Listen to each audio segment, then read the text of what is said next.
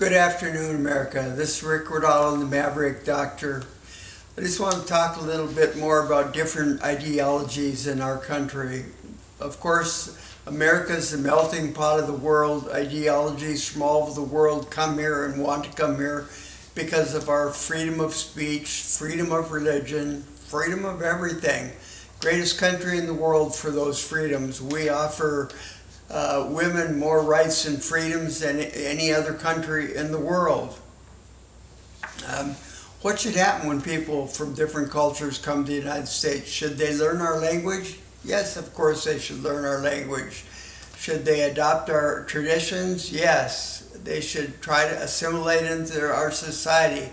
What does assimilate mean? According to Merriam-Webster, it means joining into a cultural tradition of a people or group of people. Not all people that come to the United States want to assimilate into our culture. Some of them want to assimilate our culture. And let me read you something from a recent blog of mine. If you come to America, learn English. We shouldn't have to pick up the phone and press 1 for instruction in English. If the hundreds of thousands of dialects enter the United States on a yearly basis, what would our country degenerate to if we did not have a universal language of English? Do we expect some foreigners to adopt our customs and laws? Of course we do. We are not going to allow others' customs or laws to become the customs and laws of our land. But that is what is happening now. Foreigners can maintain their cultures as long as they do not try to impose them on us. Listen to this. In November 2010, voters in Oklahoma approved the ballot measure to amend the state constitution to ban Sharia law from state courts. Sounds reasonable, doesn't it? We can't have Sharia law practiced in the United States of America. The law was then updated to include all foreign religious laws. I've got that in a website on a blog if you want to read about it yourself.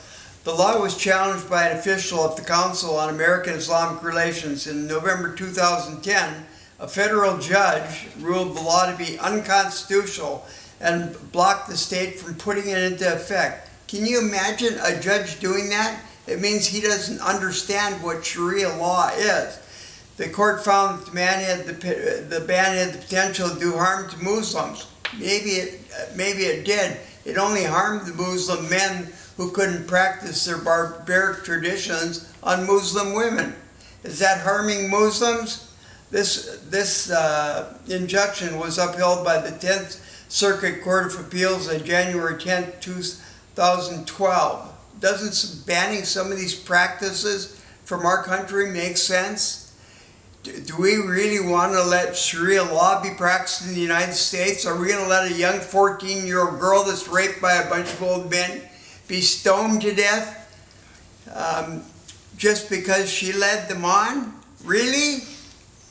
You women of this country, stand up for this. Do not allow this to enter into your communities.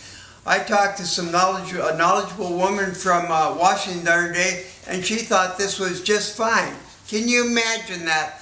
An elderly American female that once worked in China that think this type of practice is okay in the United States. I don't think so. And I think if somebody mutilates a young child, they should go to prison or accept whatever is necessary for them. They do not get to commit these atrocities just because they're a Muslim in the United States. Should we have laws against this? Yes, we should. And should Sharia law be banned from the United States? Yes, it should.